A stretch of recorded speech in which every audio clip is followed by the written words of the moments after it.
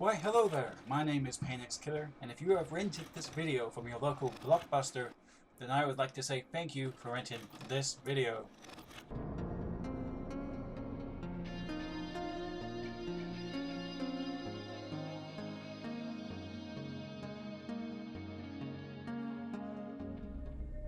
Resident Evil 2 was never remade for one simple reason. It didn't need to be. You see, Resident Evil 1 in comparison to today's current gaming trends comes across like a mess. What is this? Wow, what a mansion! Resident Evil 1 needed to be remade because there was just so much story that was missing, and it even had such huge holes that could be filled with brand new storylines. See, many view Resident Evil Remake as one of the best Resident Evil games ever made, and for many reasons they're right. What is it? But for me personally, I've always had a soft spot for Resident Evil 2, perhaps one of the great sequels ever made. You see, in order for Resident Evil 2 to be what Resident Evil 1 wasn't, it was tasked with taking everything that we expected and making it feel even better than before.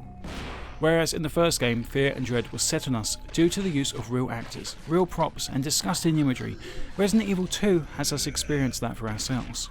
There may be no harder start to a game than what's found in Resident Evil 2. Now imagine if the first Resident Evil game started like this, with us suddenly set upon by the dogs that threatened those poorly paid actors in the first one. I doubt it will be remembered so fondly in the eyes of many. Though, due to Resident Evil 2 being the sequel, something like this didn't seem out of place, and was completely acceptable, and probably in most cases even expected.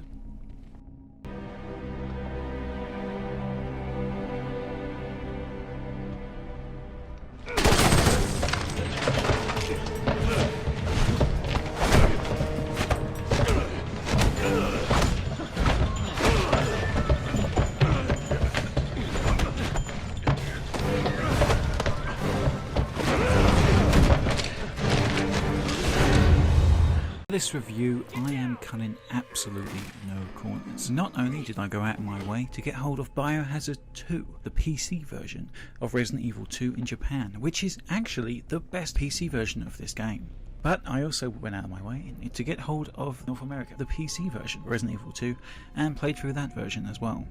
Although it's not widescreen like the GameCube version, it's pretty decent, although the resolution is incredibly small. The best version of Resident Evil 2, if you're going to play it today on a modern console or emulate it on your PC, is the GameCube version. This version has higher quality FMVs as well as higher quality textures. It can also be rendered at 1080p and can be tricked to feel widescreen. On top of all of these amazing features that the GameCube version offers, there is of course also controller support. Resident Evil 2 takes key concepts first introduced in the first game and just puts them up to 11, makes them the best that they can truly be. Now, some of the main things that for me personally make a Resident Evil game, starting with the controls, level design, going through the pacing and the weapons, and of course the atmosphere. These things combined are what make a Resident Evil game what it really is. Now, obviously, the level design in Resident Evil 2 is what really stands out in this one. The streets set the stage at the beginning and are in my opinion one of the best opening stages to any game going today. It's incredibly just refreshing to run through and never gets tiring or bored. There's so many different places where you can get killed if you don't know where you're going. Now, the zones themselves are completely linear. You pretty much run in a straight line through one place to the other, but if you decide to stop and actually fight each of the zombies that you face, you're fucked. You're done. You're completely dead. You're the next corpse for these guys to munch on. There are some obvious hardware limitations. There tends to be about 7 zombies in each zone, in the sense that 7 zombies seems to be the max number of zombies at any one time. Now, this kind of gets ramped up from beginning to end. See, in the first zone, there's 3 zombies right as you start, even one on fire behind you. As you move forward, there's another 2. As you turn the first corner in the game, there's 2 more waiting for you. So they've taken the 7 zombies concept and spread it around the map in a very incredible way. On top of that, there's other zones that are pretty much designed just to fucking kill you. When you first get off the bus, outside the police station, you literally just have a straight line to the door of the police station itself, but the zombies are placed in such a way that these guys are they're just there to kill you. To better illustrate this point, I've decided to perform 2 runs through this opening segment, both as Claire and both Scenario A, the first scenario that you're required to play through. One run with the mindset as a pro, knowing the best route to take each time and not picking up a single item, even to the point that I ran out of ammo almost immediately and switch over to the knife, and one equipped with a machine gun. This will be our noob playstyle, being reckless and not knowing the path. Hopefully, this will create a clear contrast between the way the game is meant to be played and a player's first playthrough.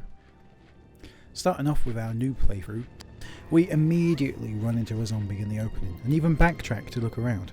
At this point I also opened fire with a machine gun. Now because I took so long at the start of the map, I've actually lured all of the zombies over to the beginning. This was done by complete opposite, and I even backtracked to see if I can catch any of them in the first glimpse.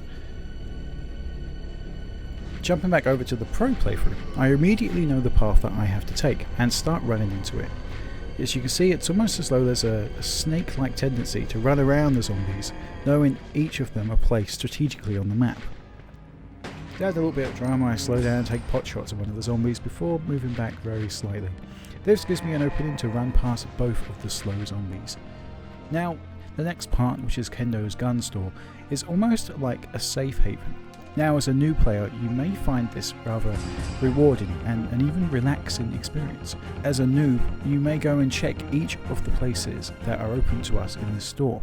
Doing so will doom Kendo himself and he will immediately be eaten by zombies. Swapping back over to the pro, we see that by just leaving, Kendo is dead no matter what. It seems his destination was hell. Now, something that actually happens that I didn't even bother taking note of was that when Kendo dies, he actually drops the weapon that he's holding. Now in Claire's playthrough, that is the bow gun, which is actually totally useless, just a horrible weapon. Now if we, on the pro playthrough as well as the new playthrough, we can either leave the store and then backtrack and pick up the gun afterwards, or we can stay and try and fight each of the zombies. An alternative would be actually to rush over, as the zombies are distracted whilst eating Kendo, and picking up the bowgun for ourselves. Moving forward, we see that both of these areas are actually pretty linear from now on, with the noob and the pro modes almost mirroring each other in certain aspects. You are forced to attempt to pick up an item, which will lead to a zombie spawning and bursting his way through the cage door. Now, you have a pretty clear option here. You can either charge at the zombie and attempt to take some damage whilst pushing him over, or use your weapon to just fire straight through the zombie to kill the zombies that are in your way. After this point, and this decision has been made, the next section of combat gives us a kind of new enemy, almost unique to this area. It's a female zombie, and she has a disgusting, vile attack where she vomits at your feet. Now, in the new playthrough, I don't waste any time in taking shots at this new enemy, whereas in the pro playthrough, I know that I need to use speed as my advantage and make my way past the enemy as quick as possible. As always with this section, there is an enemy hidden just off screen. Again, in the pro mode, I know that, and I run straight past it. Of course, in the noob mode, it takes me by surprise, and I'm forced to act up quickly and on my feet. The next section is an incredibly horrifying one, and something pretty shocking for new players and even old players. There's 4 zombies eating a policeman dead on the floor, as his body shakes and stutters with the life that's left in him. As our new playthrough is completely overpowered by this point, I decide to shoot the zombie straight over. Whereas on the pro playthrough, I know that you can very easily just run straight past this encounter. That leads us to the bus section. Inside the bus, there is a female zombie stuck on the floor. Now, the best thing to do would be to charge at her and then kick her head off. But seeing as I've already used all my ammo and I don't want to take any more damage, I'm going to attempt to kill this enemy using just my knife. That attempt fails, unfortunately. The section after the bus section is something that I touched on earlier. It's the vast part of the streets, although it's probably the busiest and most important. On this section you could very easily be overwhelmed by zombies and they can kill you. There's as many zombies here as there is at the very beginning of the game, and one wrong turn will get you bitten. After this section is through, which again I snake through on the pro playthrough, we are led to the garden. Now, as a special treat for those of you out there who are fans of Easter eggs and secrets, some of you may already know this in fact, if you play through on the harder game mode, in this game called normal for some reason, and you don't pick up a single item from the beginning of the game up until the police station, you are actually greeted with a boss fight. Now this boss fight ties in canonically with the next game, Resident Evil 3, and it is an old character in the series. His name is Brad Vickers. He was the helicopter pilot from the very first game that actually abandoned the STARS unit right at the very beginning. Old Chicken Heart Vickers, they call him in the novels.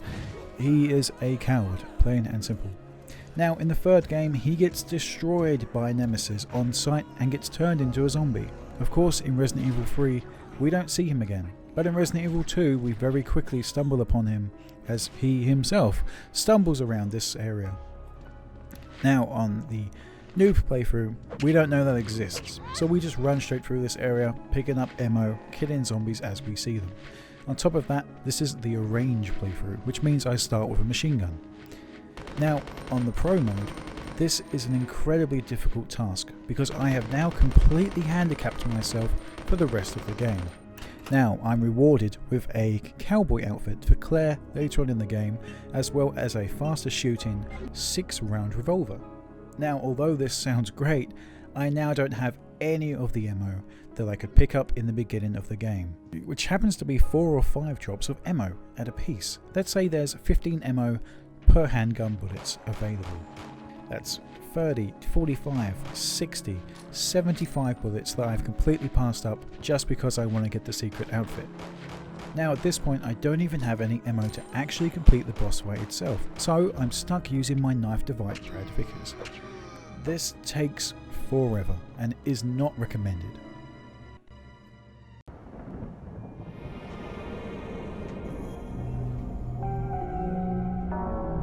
Take a look at this. It's a map of this place back when it was an art museum. There should be a ventilation tunnel underground. And that'll get us out of here? It should, but it's so narrow you might be the only one who can fit through. So I'll get help and come back, right? Looks like it's a race against time.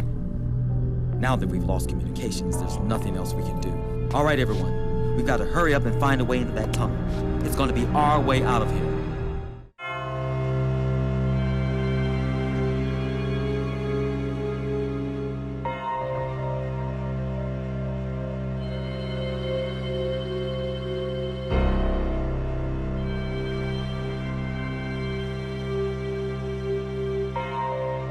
Moving forward from our epic run to the police station from avoiding near death, we arrive at the police station itself, and this place is absolutely beautiful.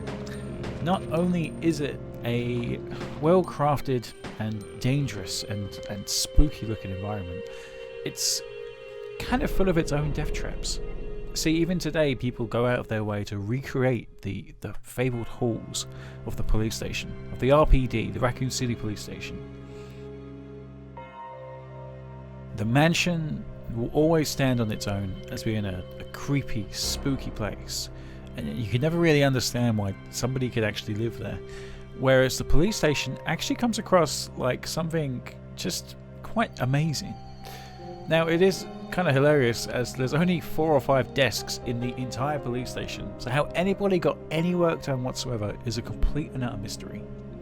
Next to that there's like 1 or 2 holding cells, but there is actually like stories to this. There is a reason why the police station looks the way that it does, and there's reasons why there's ammo hidden all over the police station.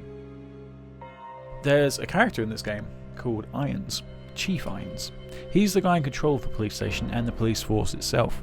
Now, according to the backstory, they've actually hidden the ammo all over the police station in hilarious places because they don't want terrorists getting their hands on it. On top of that, the police station looks the way it does and the keys work the way they do because Chief Irons is an absolutely crazy person and he is absolutely in love with architecture.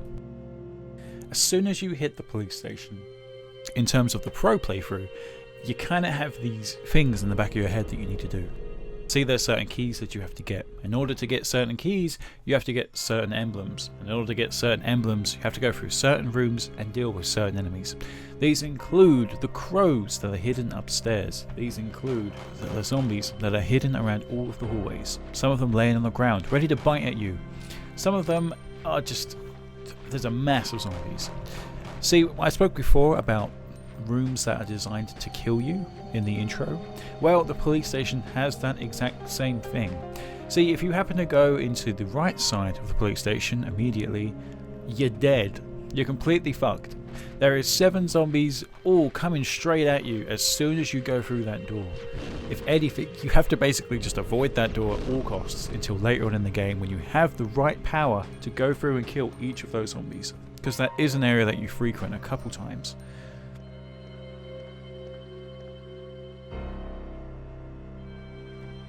On top of that, there's the left corridor, which homes the Licker. Now, the Licker, on our pro playthrough, we know that the Licker cannot see us. He can. He doesn't have any eyes, but he can hear us.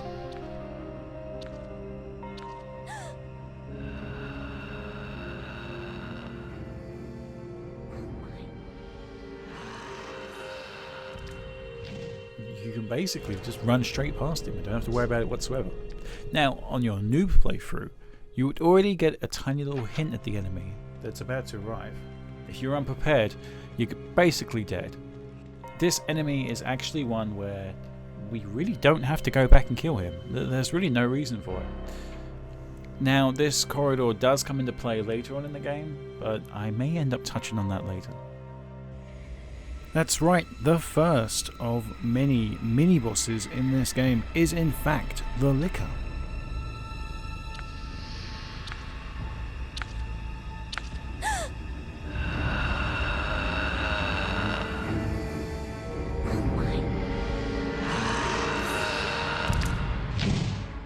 Oh my god, he's just so sick and beautiful and gooey and yucky and... Although a beautiful creation, the Licker is actually the result of a mistake. You see, the Licker is supposed to be a hunter, but they messed something up along the way. See, hunters are basically giant frogs designed to just kill you, whereas the Licker, its skin is on its outside and you can see its brain. So it has quite a few weak spots if you were to actually find yourself fighting against one, and therefore is deemed a failure. Now, the Licker is way more popular than the Hunters when it comes to the rest of the lore in the Resident Evil games. There are so many more titles where you encounter the Lickers, whereas with the Hunters, you pretty much never really see them. The Licker has been truly embraced by fans of the Resident Evil series, as well as by people at Capcom. He is featured in the very first Resident Evil movie and the second movie as well, which both take place in Raccoon City. He is in several of the Resident Evil games, including Resident Evil 5 and perhaps Resident Evil 6. No one knows because nobody's actually beat Resident Evil 6. He even makes somewhat of a cameo appearance in Resident Evil 7. There's an enemy that bursts through a wall, jumps on the ceiling and swipes at you with claws. Clearly some kind of moulded style of Licker. The Licker has appeared in several of the animated movies as well, going one-on-one with Leon and other such characters. In fact, in one of the more recent movies, the Licker is for some reason treated like a pet dog by one of the enemies, as he controls the Lickers and throws them at his enemies. In fact, in one of the latest movies, named Damnation, you actually get to see a Licker take on a tyrant variant known as Mr. X in Resident Evil 2. And again, that's another enemy we will be dealing with later on.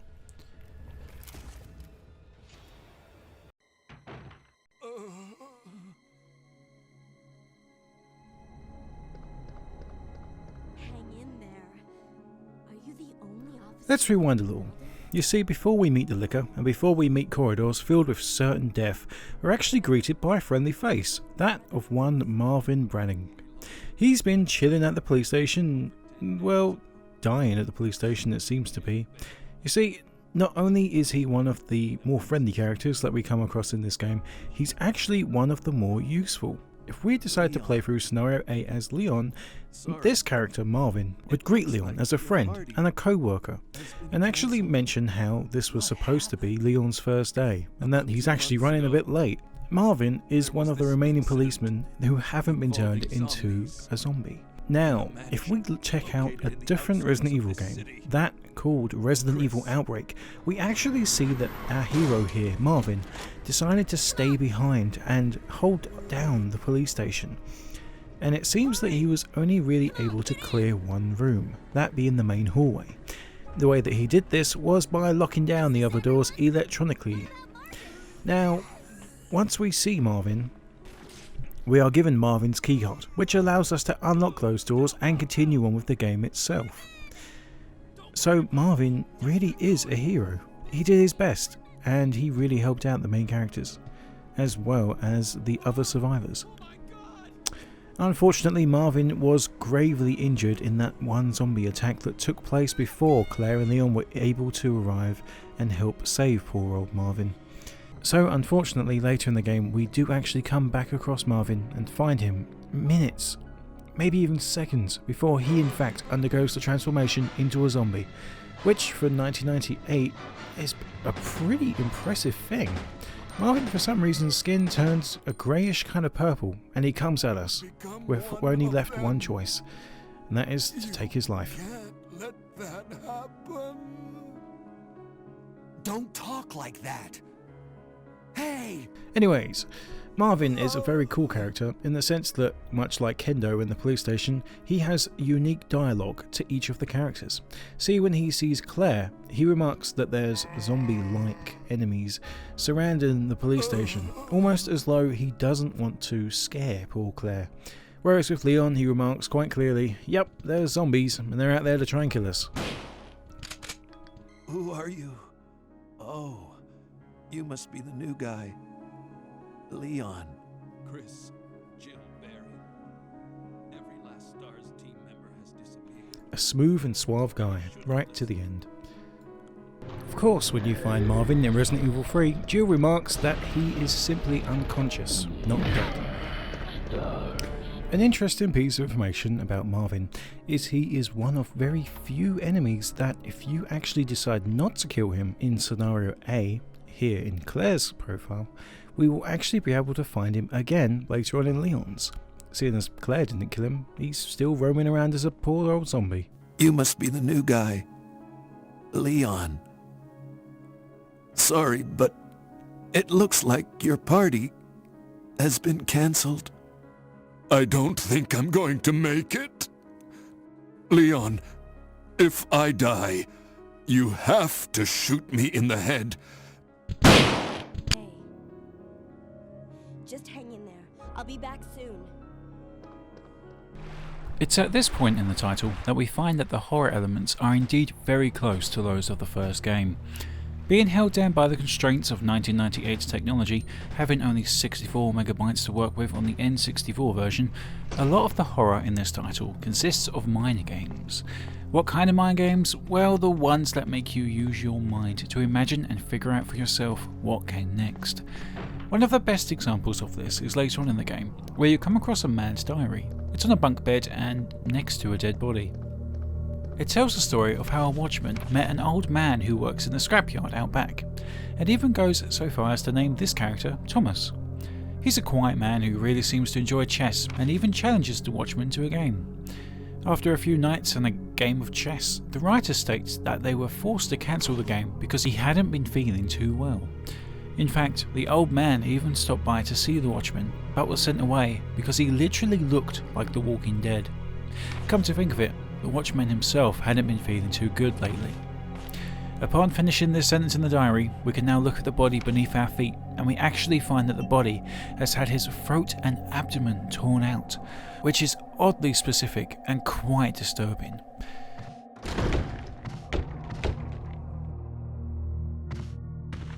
Now, this diary entry is incredibly close to the diary entry that is found in the original Resident Evil game, which tells the story of a man slowly becoming a zombie, ending with one key phrase: itchy, tasty.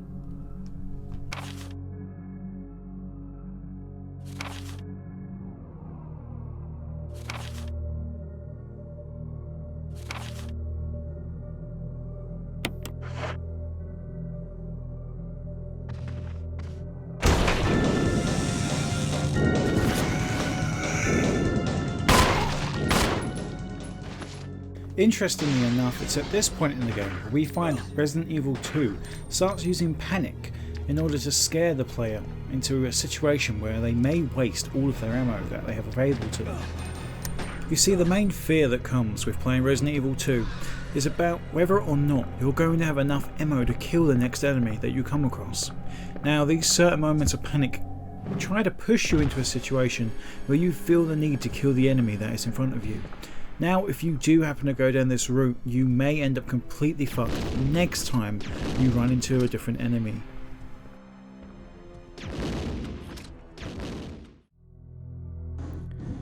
Up next in our tour of the Raccoon City police station is one of the several puzzles that happen to take place in this scenario. In fact, let's take a quick look at most of them right now. Now, like most of the other Resident Evil titles, Resident Evil 2 has several key-based puzzles that have you picking up a key that is relevant to a certain room that you need to get behind. Most of these contain anything from weapons to plot development to additional ammo, which could be helpful and crucial in certain situations.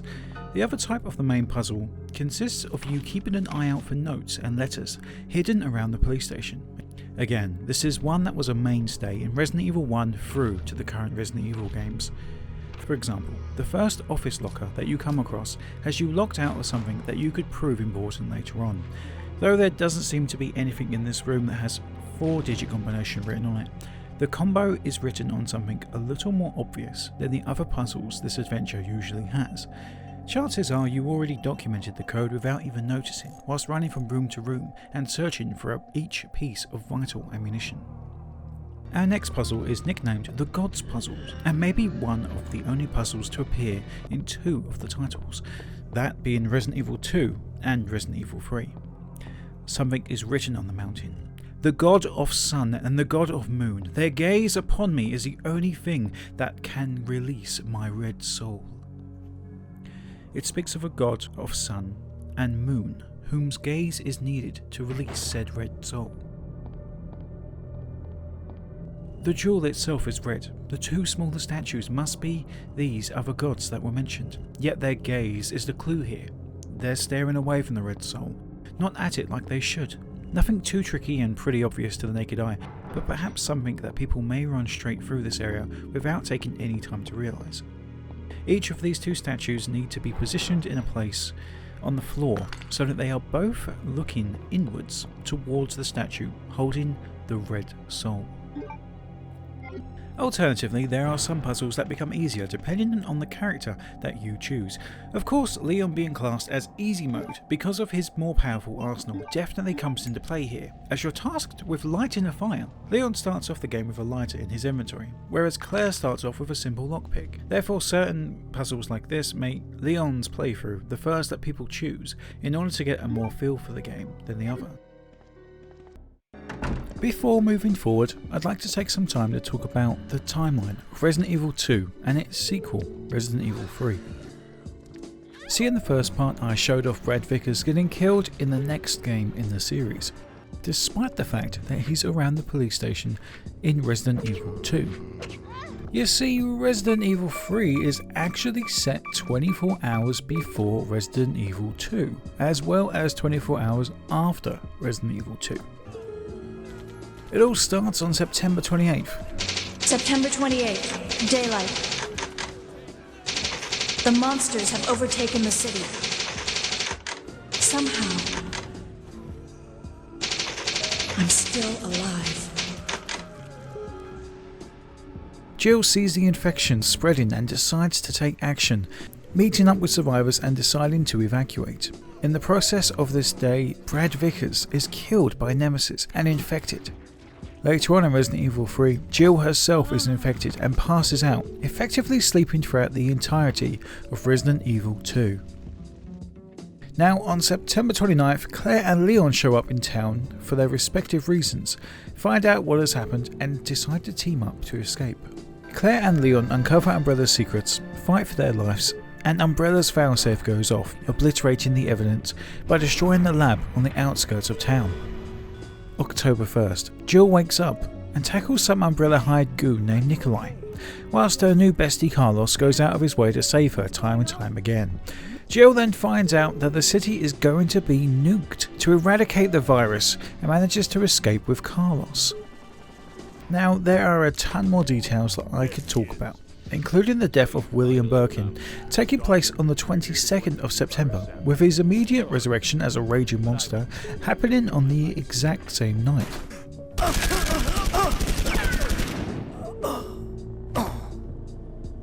Or the 24th of September, when 8 everyday people of Raccoon City are enjoying a night out at a bar, which is suddenly attacked by zombies. But that would mean diving into the stories of separate characters in the title named Resident Evil Outbreak, something that I could definitely see myself doing at a later date. Another of the important dates worth mentioning is that the army barricaded the roads on the 25th of September, so how this city basically sat for a few days in chaos is beyond me. This definitely stands out as a weird thing, as Kendo is still hanging around in his shop at the start of the game, almost as though he's still open for business. One final note on the timelines is that Claire's story is the canon story, the one that actually happened. If you're following along at home, you see, Resident Evil 2 is split into 2 separate stories, scenarios if you will, Scenario A and Scenario B. And basically what it means is that some decisions that you make in the first playthrough on Claire's campaign, the true first playthrough, will affect campaign, the second campaign, Leon's campaign, Scenario B. You can basically make your life easier in the short term, harder in the long term. And that's just how the game is basically played. Most people choose to play through the game for their first time as Leon, which is actually the incorrect story to follow, with Claire's story being the one that actually transpired.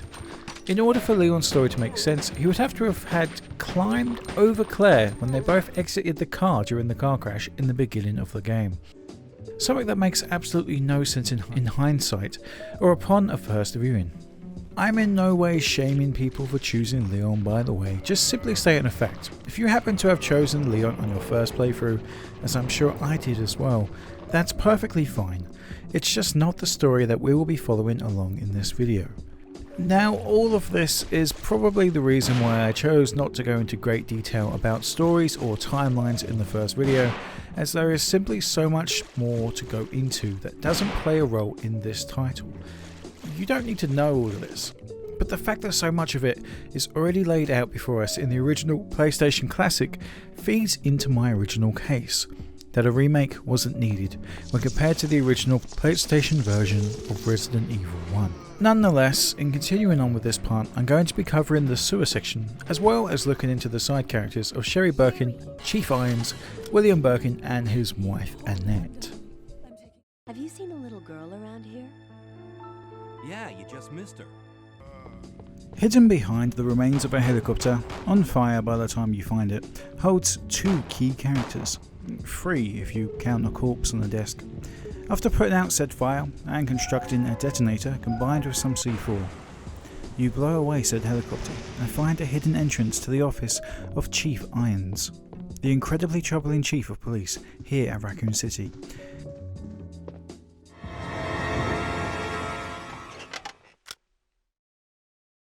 Oh, I'm terribly sorry.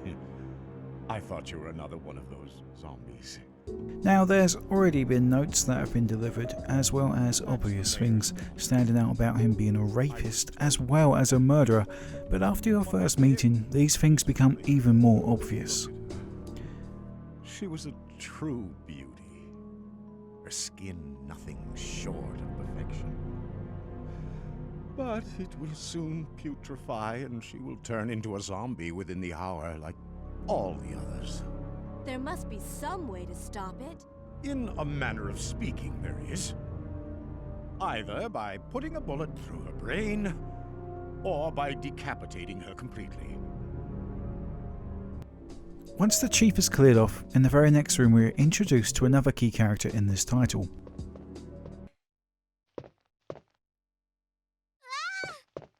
Wait.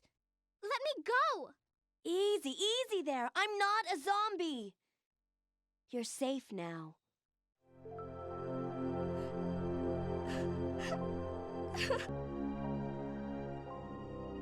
My name's Claire. What's yours? Sherry. Do you know where your parents are? Sherry Birkin, the daughter of William and Annette, whom was told to make her way to the police station where she'd be safer rather than staying at home. As it turns out, Sherry is an incredibly important character to Claire's story. As the game progresses, you're even tasked with playing as Sherry in her own mini sections. These sections are an interesting twist on the already established genre, as you are clearly helpless with no guns, no melee weapons, and no way to defend yourself. Made even worse when enemies are actually in the areas that you're forced to find your way around. And there's even a super annoying enemy that can almost instantly kill Sherry if you're not careful. The only huge negative about Sherry and her character overall is that she's meant to be 12. Does she honestly look like a 12-year-old to you? 12-year-olds are like mini adults, especially girls who mature faster than boys. If they had said that she was 10 or maybe even a little younger, I would understand her immaturity and overall brattishness, running away from adults, getting infected with viruses or monsters, just normal brat-like behaviour, but as a 12-year-old it doesn't make too much sense. Sherry Birkin, National Security.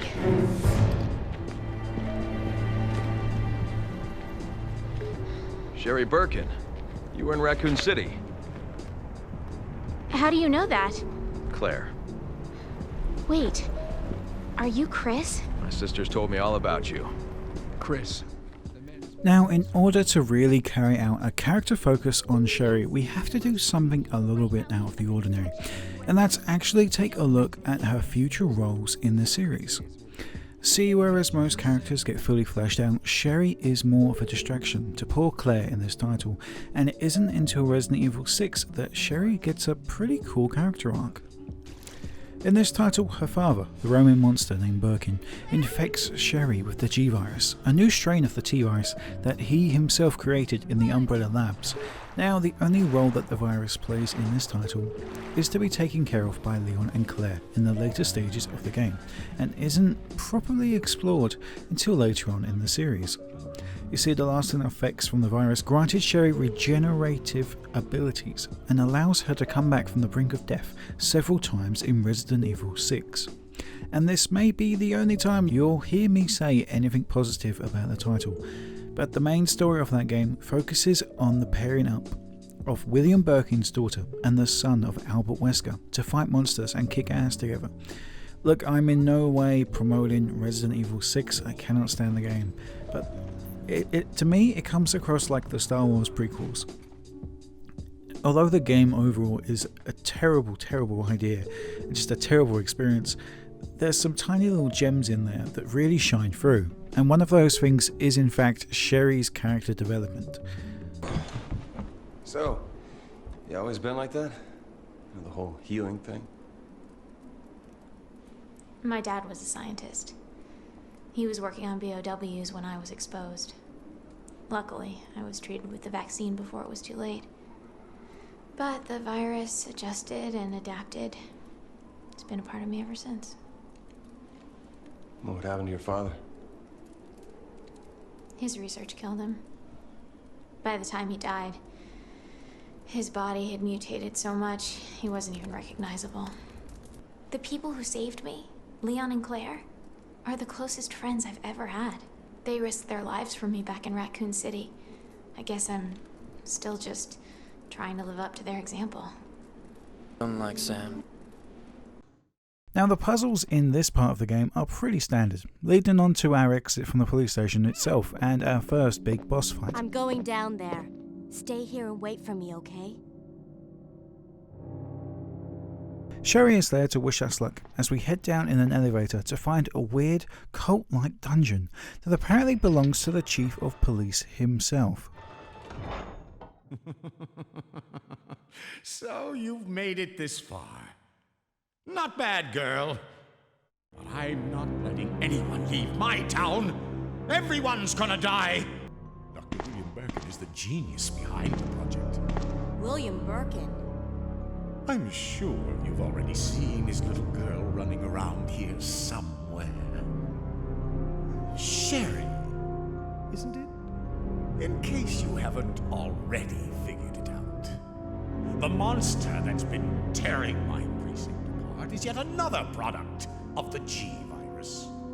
An ultimate bioweapon. Umbrella must be trying to cover its tracks. But if I have to go, I'm going to take you with me. My chest can't take the pain.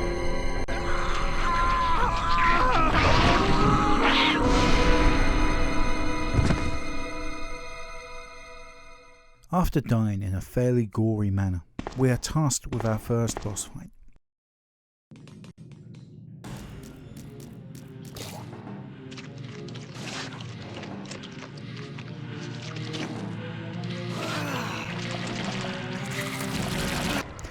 Known simply as G, this boss fight is a fairly quick affair, with us pouring all of our pistol rounds into the monster's face, as well as battling any spawn that happen to escape the creature.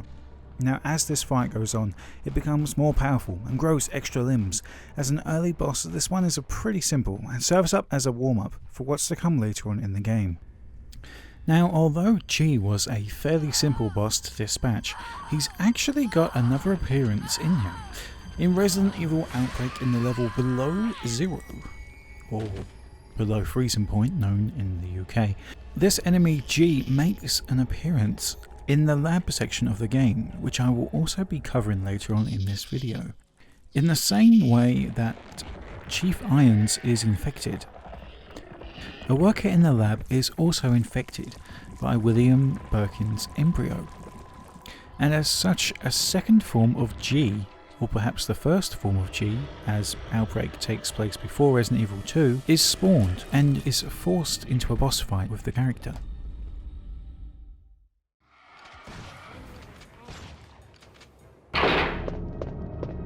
Claire, you came back! I can't believe the man who developed the G virus is actually her father. What's wrong, Claire? It's nothing.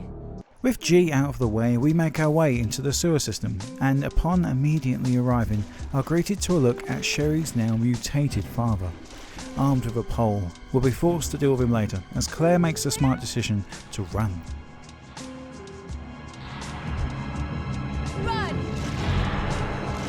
Upon entering the sewers, Sherry is sucked into a nearby drain, and we're forced into another section controlling her.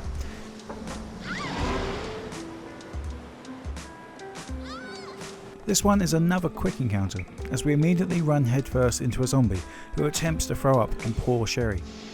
Luckily we get away from him, but we find ourselves in an even worse situation.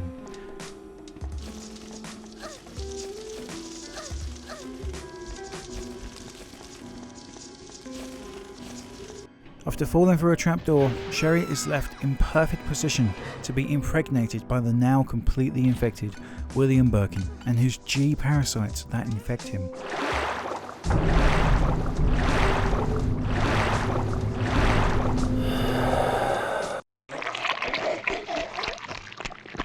Now back taking control of Claire, it's finally time to explore the sewer, which in comparison to the police station comes across like a bridge more than anything major in terms of locations.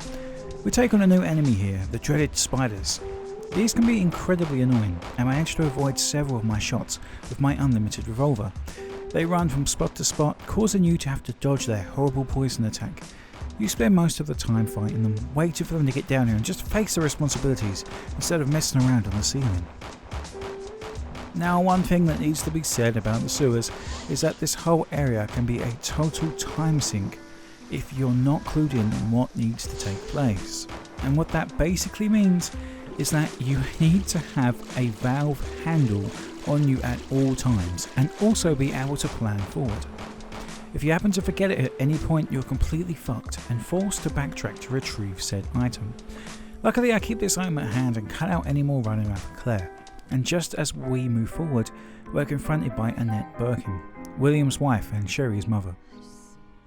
After being treated to an incredible FMV, showing us the slaying of William and his apparent infection at the hands of his own invention.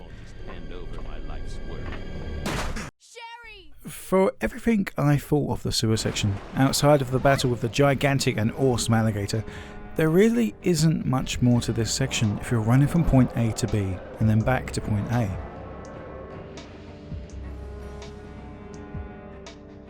I suppose the things that are worth pointing out in these areas are the smaller things, like the dead bodies of the Umbrella Special Forces that made their way into the area in the cutscenes earlier. What follows the sewer sections is a few more corridors, where you're tasked with protecting Sherry as she stands by your side.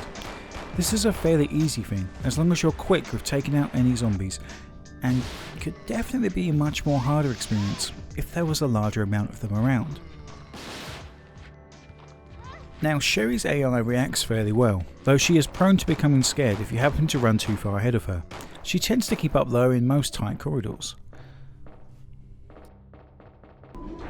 With the sewer stage behind us, Claire and Sherry make their way to a cable car at the side, which will take them to the nearby Umbrella Labs.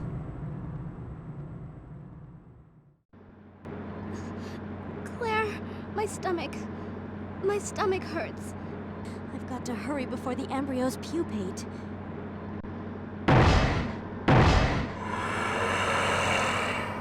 Before this can take place though, we're assaulted by the most badass design in Resident Evil history, William Birkin, in his second form. With a second head.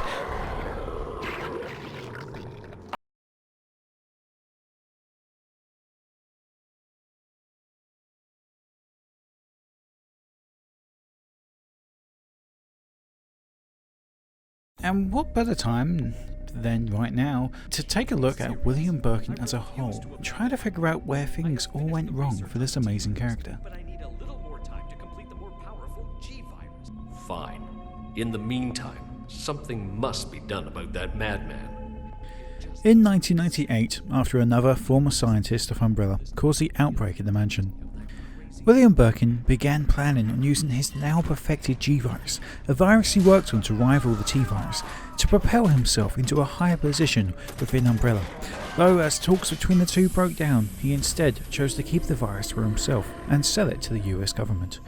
That's when Umbrella chose to strike, sending in a SWAT team unit into the Umbrella Labs situated near the police station, and took down Birkin along with his virus that he held in his hands. With nothing left to lose, William Birkin injected himself with the G-virus and lost everything that he had left, his mind and his body.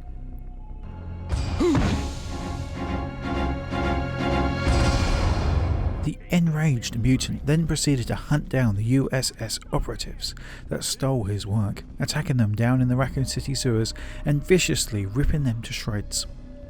In his rage, Birkin not only destroyed his own samples of the G-virus, but some other forms of the T-virus, which would leak into the sewers, being ingested by rats, which led to the spread of the T-virus and led to Raccoon City's ultimate destruction. He then began to hunt for Sherry, the only compatible host for the virus in his body. After following Claire and Sherry, he attacks both of them, as well as Leon at later stages in the game. Birkin's first form, the standard mutant form, looking somewhat human and still almost recognisable. His second form, seen here with the giant claw, is perhaps his most lethal and fastest form, with him becoming much closer to that of a tyrant. Unfortunately, he has one thing that the tyrant does not, a weak spot in the eye that sits on his shoulder. William Birkin's third form gains a little more stability, despite growing two large arms with razor-sharp talons coming from his back. The back arms are actually his original arms, with the semi-human arms on either side of his torso now being brand new limbs that were grown by the mutations. The eye on his shoulder has shrunk, and his face has now completely disappeared. William Birkin's fourth and fifth form are now much closer to that of a feral dog, with 4 legs and a longer neck.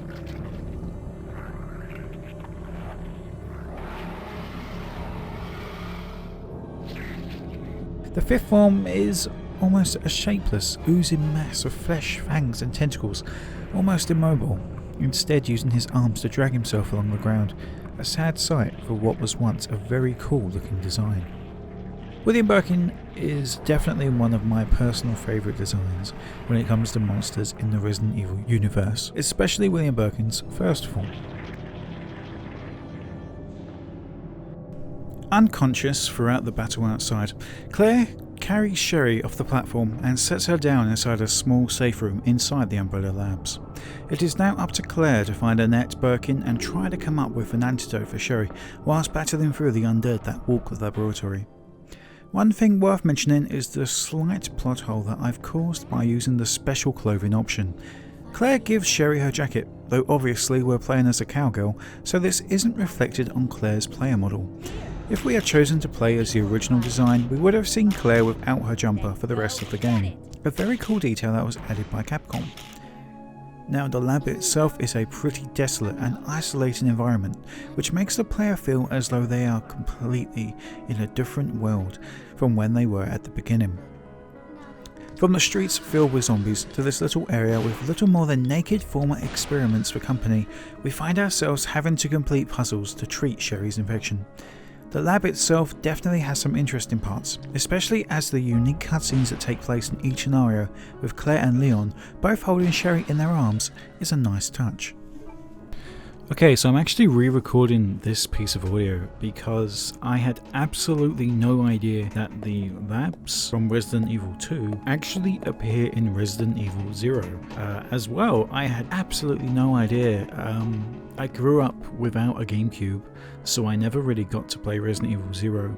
I always classed it as one of the worst Resident Evil games because all of the monsters are animals. I never took an interest in playing it.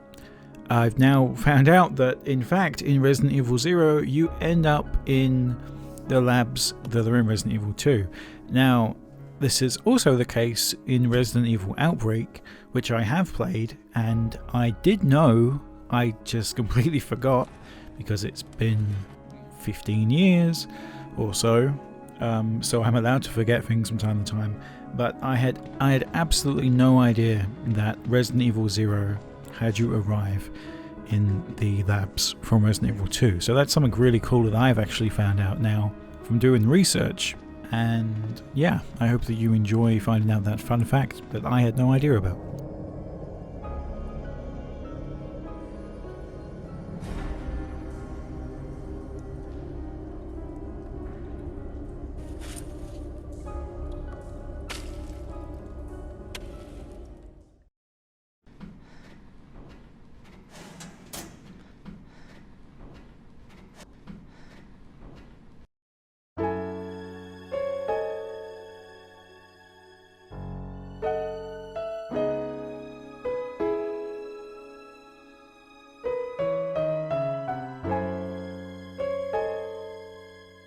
Resident Evil 2.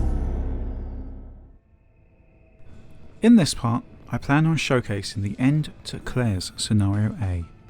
But before we get there, it would only make sense to get our look at Leon's Scenario B finished up as well, to tie things together in a nice neat bow. The only problem I've been having with performing this somewhat simple task is the overall complexity to the event as a whole. You see, the timeline of events in Resident Evil 2 somewhat falls on its arse when you try to link in the events of Scenario A and B together. Repeat tasks need to be performed in each scenario, undoing the hard work of the good people at Capcom and causing some serious confusion in this Resident Evil player. Let's start at the beginning of Leon's Scenario B and try to figure out where things all went so wrong. Okay. Still in one piece.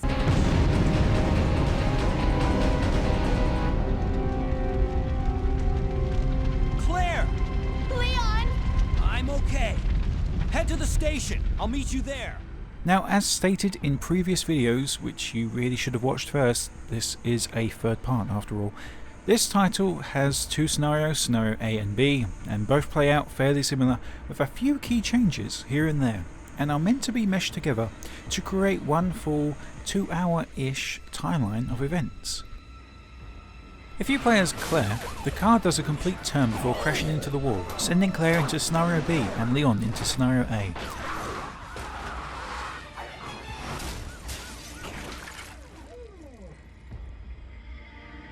All well and good, this is actually a pretty cool change to the canon to try and attempt to link all of the potential storylines together, just in case you happen to decide to play Leon's Scenario A first. Now, in the story that I'm going to be playing out with Claire taking the lead in Scenario A, done and out of the way, We begin Leon's Scenario B with a very short run to the police station. In fact, it's less than a few seconds away. As soon as we get control of Leon, we're thrown into another of these amazing looking action scenes that we've grown to expect as the intro to this amazing title. After running a straight line to a nearby gate, we find that we are actually situated on the outside of the police station already. A cool twist though, this turns out to be a rather nonsensical one. If we try to play our entire run side by side, things get even more confusing. So let's go ahead and play along. Leon arrives at the police station first and heads through the back. Upon arriving, he witnesses a cop shoot down a helicopter that is flying overhead. Hey! Get over here! Hurry! I can't set her down. I'll drop you a rope ladder. Grab onto it. Come on. Just a little more. Get off me! Stay back! Don't come any closer! Stay back!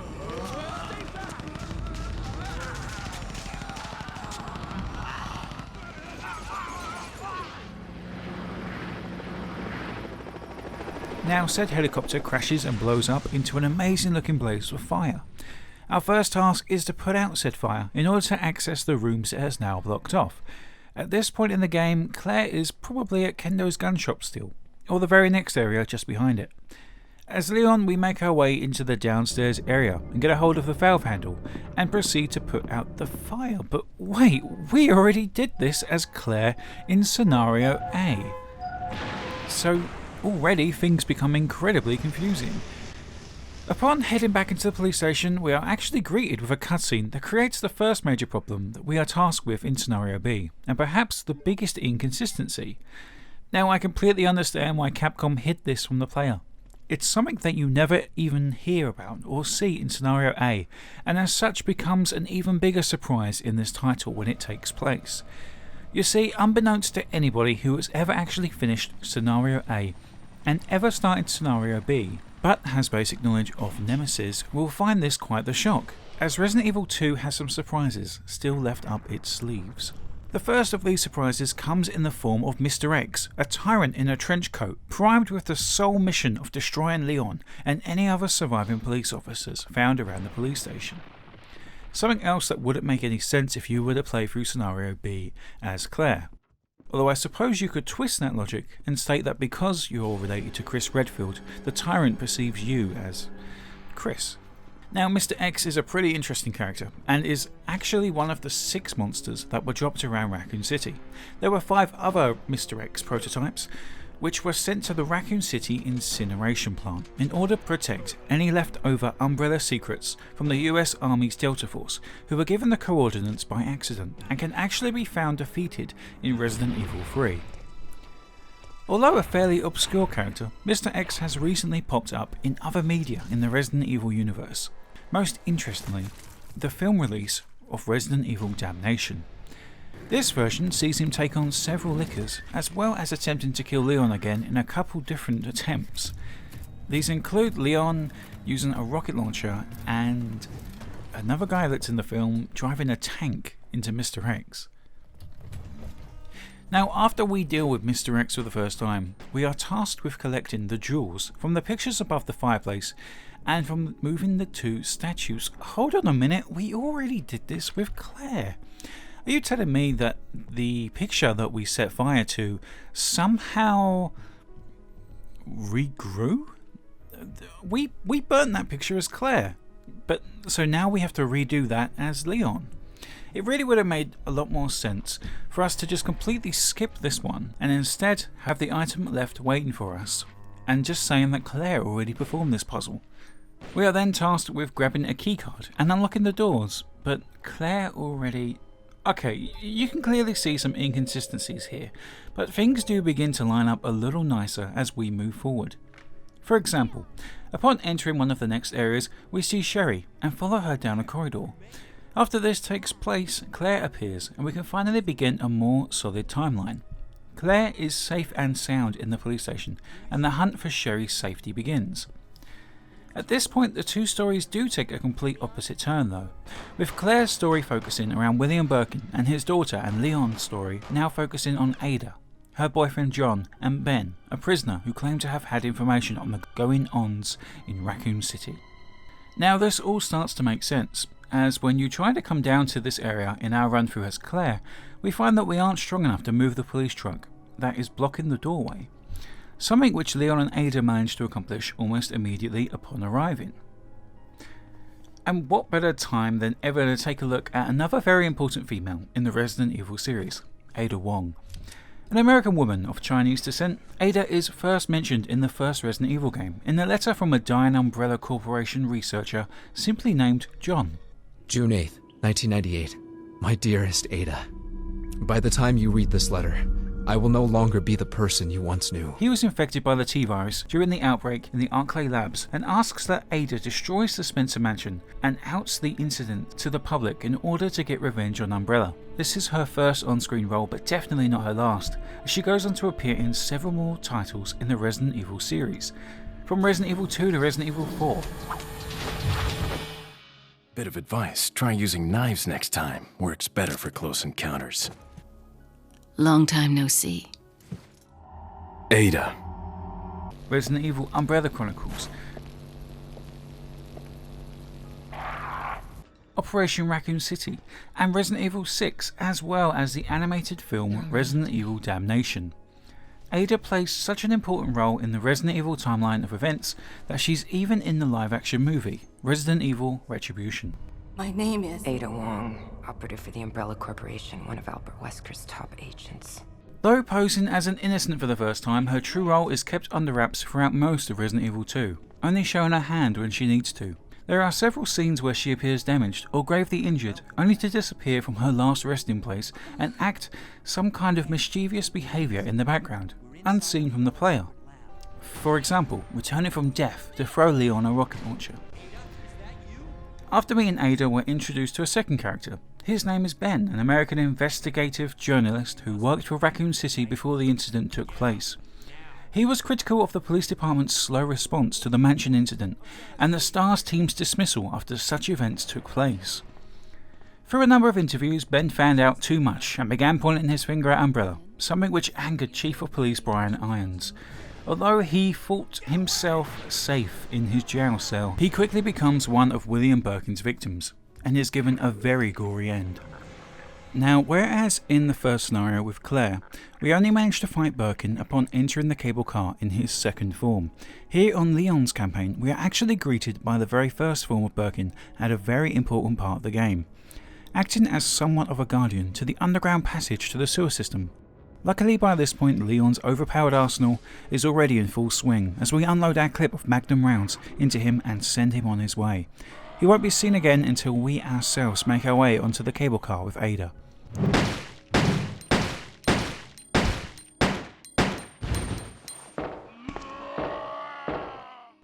Speaking of Ada, after she gave us the slip before, she makes an appearance and decides to stick around for once, but not after Leon tells her off for her reckless actions.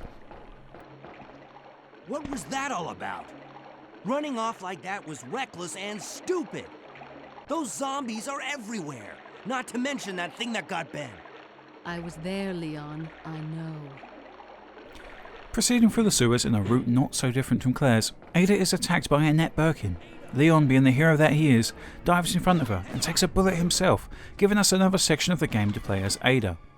This is when more is revealed about Ada's background, and it's stated that her poor boyfriend John is in fact an undead, just like the rest of the lab's workers. Mistaken. Identify yourself. Ada? Ada Wong. Ada Wong. I've heard that name before. Now I remember. One of the men from Chicago who came to assist the T-virus research used his girlfriend's name as his password. Ada and John, I believe. How did you know? Who are you? Annette Birkin. My husband is the man responsible for the creation of the T-virus, William Birkin. What? John's dead. He became one of those zombies. My condolences. And although I regret this, you will be joining him shortly. I won't let anyone take the G-virus away from me. G-virus? It's capable of creating the ultimate bioweapon. Its potential is even greater than that of the T-virus. Then that must mean the creature in the police department is precisely my husband, William. And it's all Umbrella's fault. None of this would have happened if they hadn't tried to steal his research away from him. Where did you get that pendant? It looks exactly like the one I gave Sherry. She dropped it. I've been holding on to it for her. Liar! Give it back to me!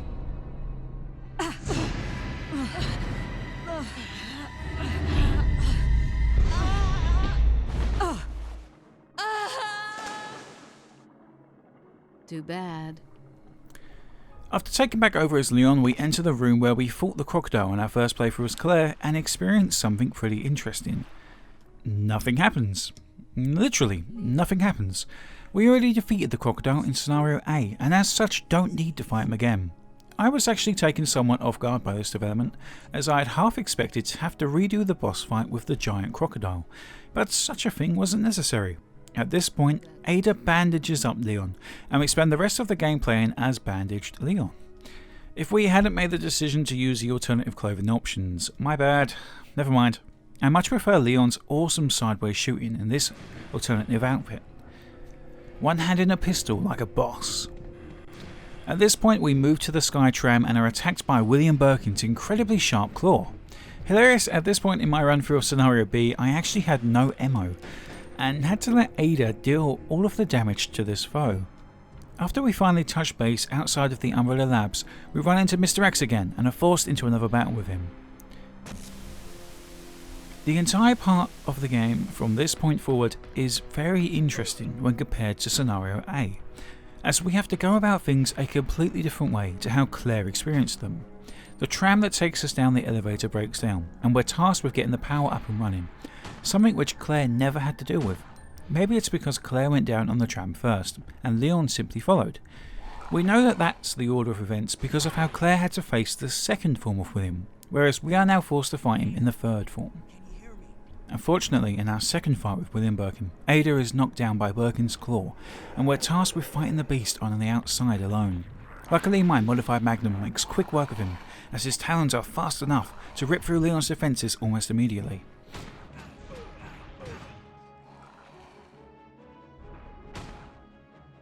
Back inside the Umbrella Labs, we're tasked with turning the power on. Another inconsistency, as Claire should have been here already and gotten that sorted out. Nonetheless, the monsters at this point of the game are much stronger than in Scenario A, with some tougher lickers in each of the corridors, more mutated than the standard that we faced earlier in the game. Outside of a mini-boss of that is the Moth, which Claire is also faced with, there isn't much difference between Claire and Leon's final run of the game. Claire is faced with more lab coat zombies than Leon, who is for some reason tasked with fighting naked zombies.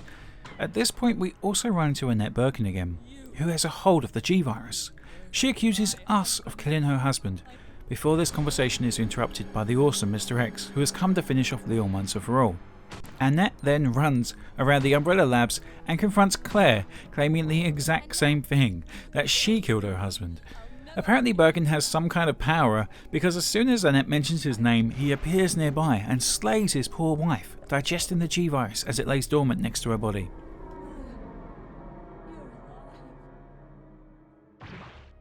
Now back as Leon, we make our way through the labs and are confronted by Mr. X again. We are then saved by Ada, even after finding out the truth about her being a secret agent. Ada fights the tyrant, but he's much too powerful for her and is thrown into a nearby electrical conduit.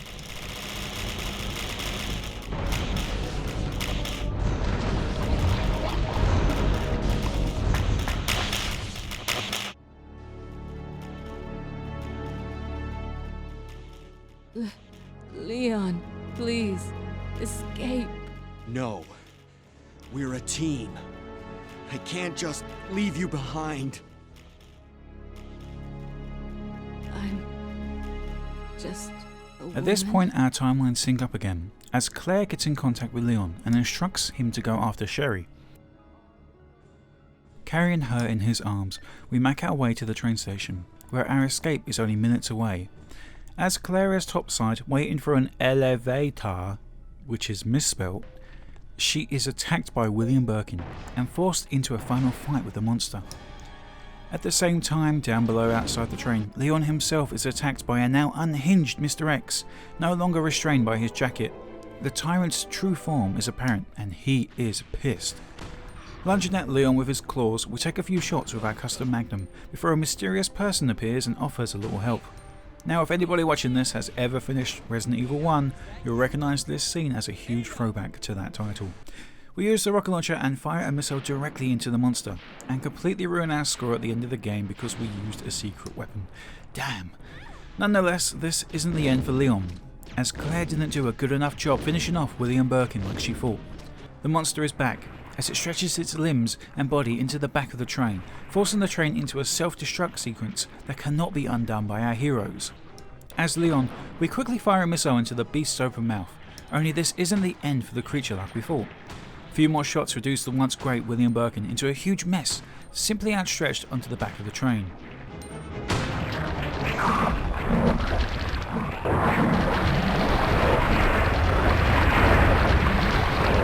The endgame FMV kicks in and our heroes have to quickly make their way out of the train before it explodes. Luckily, the train takes Birkin with him. What follows is probably one of the worst end of game songs ever put together. Maybe not as worse as Silent Hills, but pretty fucking close. Hey, it's up to us to take out Umbrella.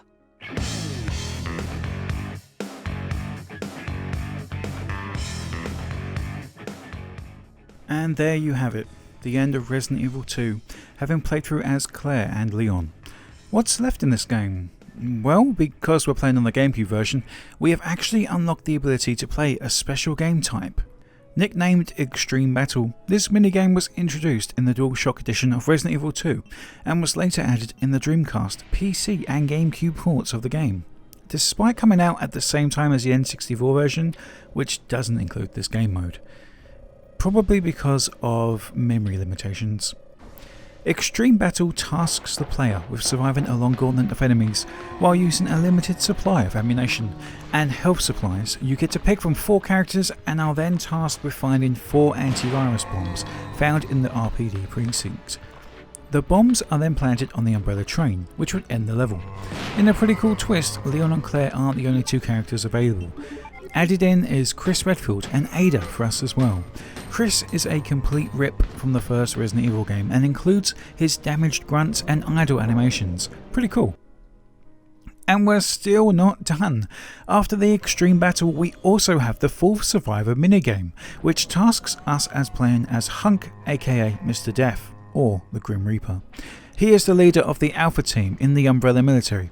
The earliest piece of information regarding him was that he was trained in Rockfield Island in 1996.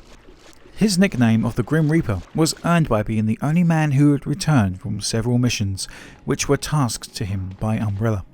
Hunk and his team made their way into the Umbrella labs in Resident Evil 2 in order to retrieve the G-Virus from William Birkin. But when Birkin refused, it was his teammate who killed Birkin. Hunk is a playable character in several minigames, but has been yet to be given his own standalone title. Now, the minigame itself is called the 4th Survivor due to Hunk's escape alongside Claire, Leon and Sherry being canonical in the series, despite Ada also escaping, though presumed deaf at the time. And we're still not finished. After finishing Hunk's run through the game, a new minigame becomes available, the Tofu Survivor, in which you play as a giant piece of tofu and are basically tasked with completing the same run as Hunk, only with no weapons, apart from your knife and some healing items. Remember when I spoke about rooms that were designed to kill you in the first video? Well, that's what this entire game is based around. Room after room of things made to kill you. Unfortunately, even if you do finish this game mode as Tofu, it doesn't last very long, as Tofu is immediately eaten by Hunk on the results screen. Now that's it for the gameplay and story side of Resident Evil 2, and to finish up I'd like to talk about the speedrunning community for this title, as there are several out there worth talking about. Even in the last 10 months, the first, second and third place medals for this title have all changed hands by mere seconds. A Swedish man by the name of Dara Zanjol has the fastest time on the Japanese PC version of this title, clocking in at an amazing 48 minutes and 53 seconds. What is it?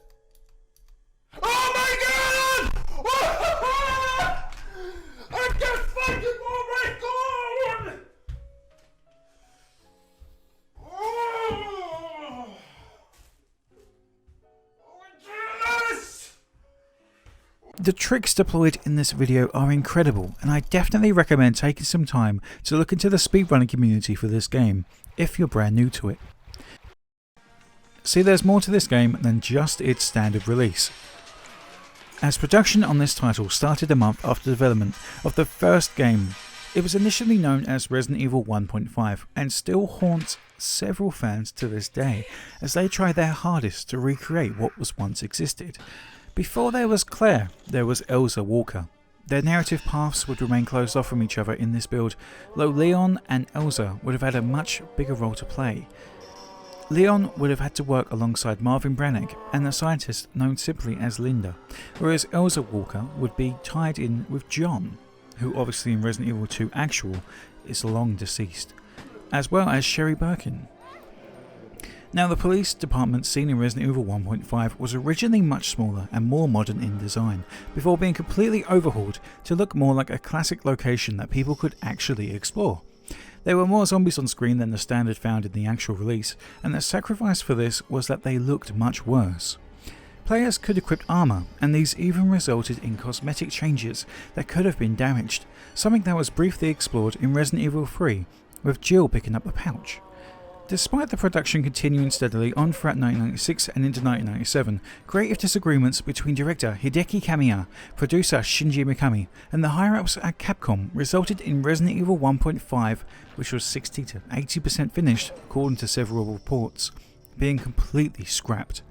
The reasons given? Mikami wasn't happy with the quality of the assembled game thus far. Gameplay was criticised for being dull and boring, and Capcom supervisor Yoshiko Okamoto was unhappy with the story being a conclusive end to the zombie saga.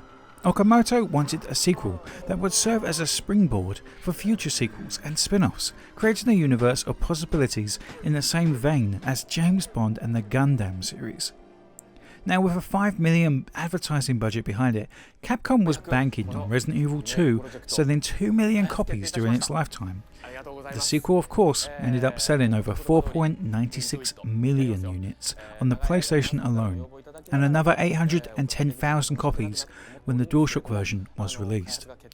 Resident Evil 2 is my favourite Resident Evil game, and although most people tend to say that their personal favourite or the best Resident Evil game was Resident Evil 4 or 3, my allegiance will always lay with Resident Evil 2, and I really look forward to the Resident Evil 2 remaster, although I am pretty worried about it.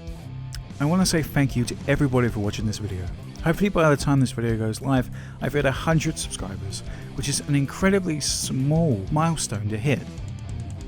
Though I appreciate every new subscriber, I want to say thank you to the people at Reddit, on the Resident Evil Reddit, as well as the Swoony Experiment Reddit, as well as the people in the Twin Perfect community, who have always had time to look into my work for me and give me some well-needed feedback.